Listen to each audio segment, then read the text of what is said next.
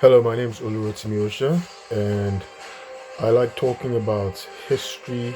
Today, I want to talk about the time Alexander the Great conquered the Persian Empire that Cyrus the Great had actually built. In an earlier video, I had made an error by stating the that it was the Parthian Empire, the Parthian kingdom, defeated the Achaemenid Empire that was established um, by Cyrus the Great. Of course, Cyrus the Great established the Achaemenid Empire from 550 BC. They were the ones who they sort of defeated the Median Empire. So they established the Achaemenid Empire from 550 BC. However, they were defeated by Alexander the Great. So between 334 BC and 330 BC, after what we count back when we say BC, BC means before Christ. So we're counting down. So between 334 and 330 BC, the Greeks, Alexander the Great was engaged in a series of epic battles with the Persians, the Achaemenid Empire, and he defeated them, and it led to their conquest, to the fall of the Achaemenid Empire. When the Achaemenid Empire fell in 330 BC, one of Alexander the Great's generals would establish what's called the Seleucid Empire, the Hellenistic Seleucid Empire. So another name for the Greeks is Hellenes, right? And they're also called Achaeans, but Hellenes, right? They're typically known as Hellenes as well. So it's the Hellenistic Seleucid Empire. So it was established around 330 BC. Now, however, around 240, so they conquered all of Persia, right? They conquered all of Persia. Now, around roughly around 247 BC to 245 BC, the Parni, I talked about the Parni people. So there was a tribe, the Parni tribe, who were descendants of the Scythians, right? I talked about the nomadic Scythians who had roamed and dominated the steppes from the 9th century to the 3rd century. So this was their time. Uh, one of them, a Pani leader, who was a leader of the Pani tribe. His name was Arsaces. Arsaces, difficult to pronounce his name. Arsaces the First. He would conquer a province of the Seleucid Empire. That's called Parthia, right? So it was Parthia, which was in northeastern Iran. So he conquered the Parthian province of the Seleucid Empire. This was roughly 247, 245 BC. Over time, because the Seleucid Empire were very focused on the West fighting wars against the Romans and the Egyptians, so they were focused on the West. They didn't focus on the eastern territories. The the Parni, the Parthians started to get stronger, right? Of the Parni tribe, they started to get stronger, and by 171 BC, a Parthian king known as Mithridates I would start to expand. He would start to expand. That's Mithridates I would start to expand, and so he expand up to from 171 BC to 132 um, um, to 132 BC.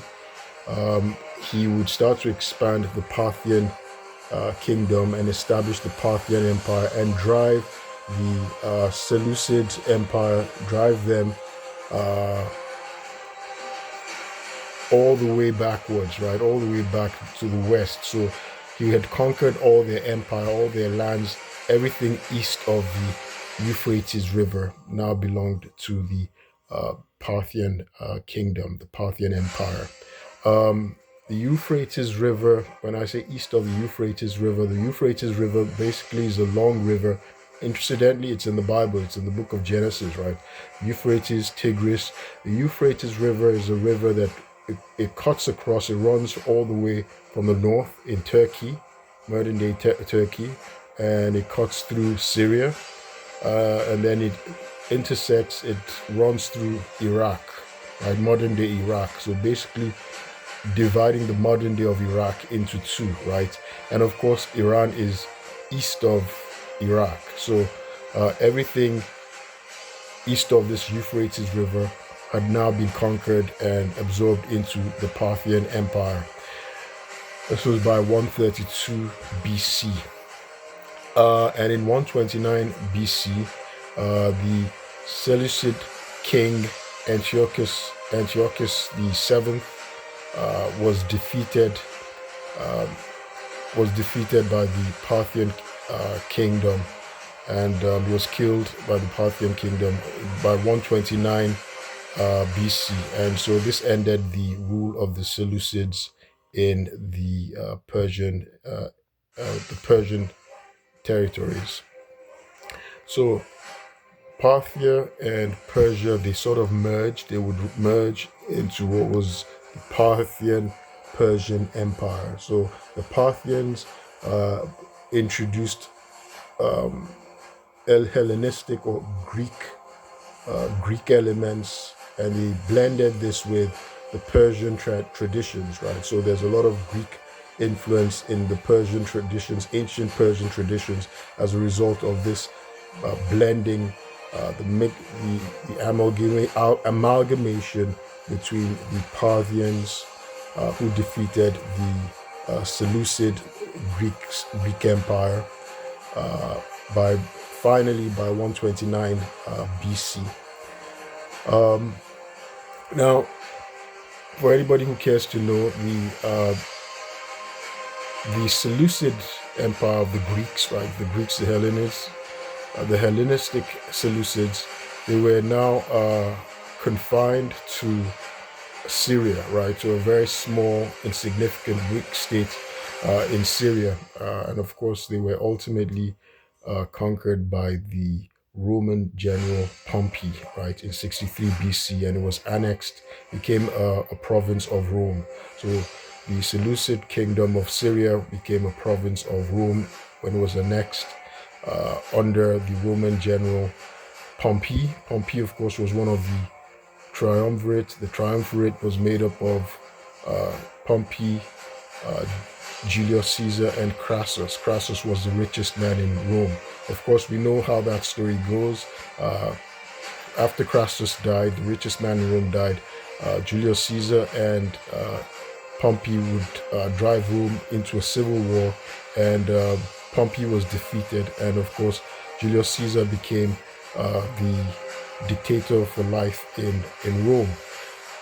He was assassinated on the Ides of March, right, in 44 BC, and his great nephew and adopted son and heir, Augustus Caesar, who was Octavian at the time, would continue to fight wars with the Parthian kingdom, the Parthian Empire of the Persians, but he would eventually establish the Parthian kingdom, right, of the Iranians, Persians, as the boundary, the eastern boundary of the Roman Empire.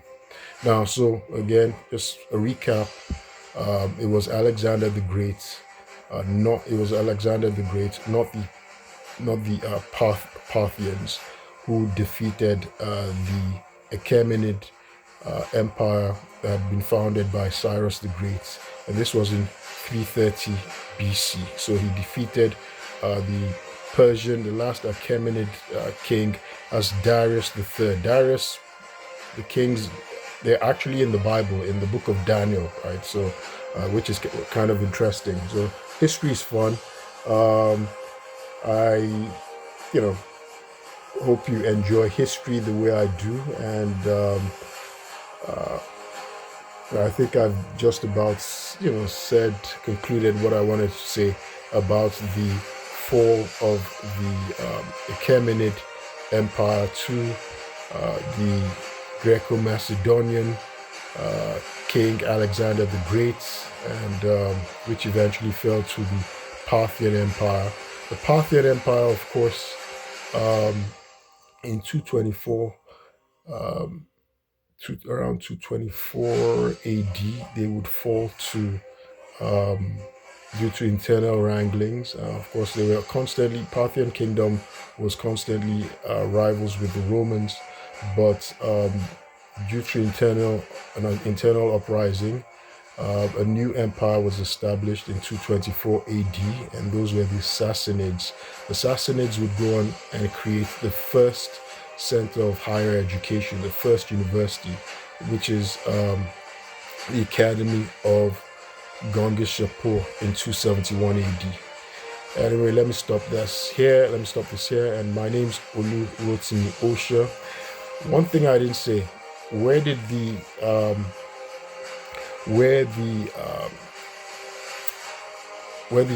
final battle that defeated the Seleucid King Antiochus VII? That was the Battle of Ecbatana in 129 BC. Ecbatana, that's around Hamadan as well. They're also, similar thereabouts. Hamadan, that was where the capital of the Median Kingdom was, the Median Empire. Anyway, I'm Oluro Timosha, and I'll keep you posted. Thank you.